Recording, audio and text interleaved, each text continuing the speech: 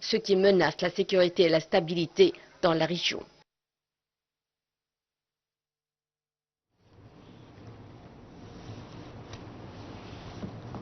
Eh bien, je rappelle que le président Abdel Fattah el-Sisi a reçu ce matin son homologue somalien Hassan Sheikh Mahmoud, justement pour plus de précisions sur cette rencontre, mais aussi sur la relation égypto-somalienne. Nous avons le plaisir d'avoir avec nous en ligne en direct Madame l'ambassadrice Mona Omar, ancienne ministre adjointe aux Affaires étrangères. Madame l'ambassadrice, bonjour.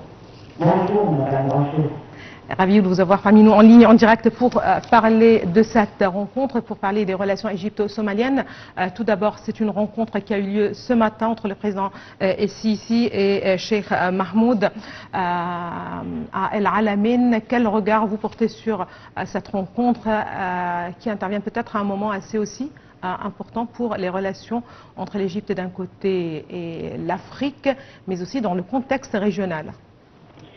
Pour commencer, je dois dire que jusqu'à maintenant, il n'y a pas d'informations disponibles dans les sources consultées concernant la visite officielle du président somalien. Mais en général, les relations entre les deux pays, entre l'Égypte et la Somalie, sont des relations qui sont caractérisées par une coopération bilatérale et des liens très étroits, notamment dans les domaines du développement et aussi la construction de paix en Somalie. L'Égypte et la Somalie, comme vous savez, sont les deux des pays arabes, membres de la Ligue arabe, et aussi en même temps, nous sommes tous les deux membres de l'Union africaine. Alors il y a beaucoup de sujets qui sont communs et qui sont d'importance pour les deux côtés. Encore, on doit signaler que la Somalie, avec sa position géographique, à l'entrée de la mer Rouge, et l'Égypte à la sortie de la mer Rouge, ont toujours nécessité une consultation très étroite entre les deux pays en matière de paix et de sécurité pour la mer Rouge et pour la région de la Corne d'Afrique.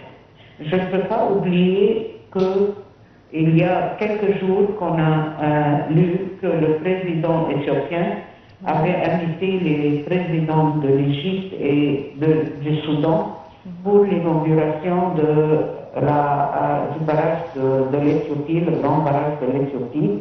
Et si vous me permettez, peut-être que cette démarche de la part du président de la Somalie envers l'Égypte et vice-versa a aussi un lien avec cette invitation. Très bien, vous parlez d'une invitation pour l'inauguration du barrage de la Renaissance.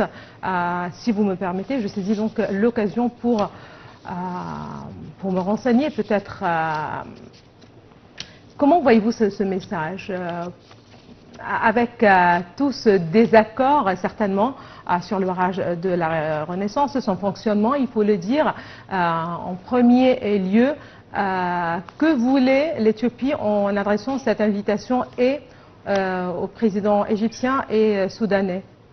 Je crois que c'était un message qui était adressé plutôt au peuple éthiopien, pour leur dire, voyez, nous avons vraiment accompli nos promesses envers vous pour construire le barrage et tout ça. Et un autre message envers le monde entier pour leur dire que l'Éthiopie est un pays de paix et il n'a pas posé aucun problème pour l'Égypte et le Soudan et que nous leur tendons nos mains pour reprendre les négociations. Ce sont eux qui refusent.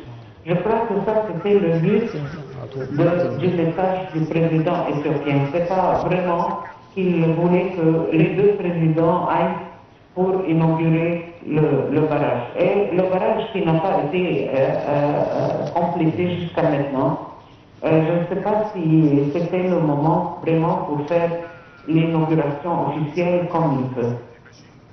Très bien, je vous remercie infiniment, Madame l'ambassadrice Mona Omar. Vous êtes ancienne ministre adjointe aux Affaires étrangères. Merci beaucoup de vos explications.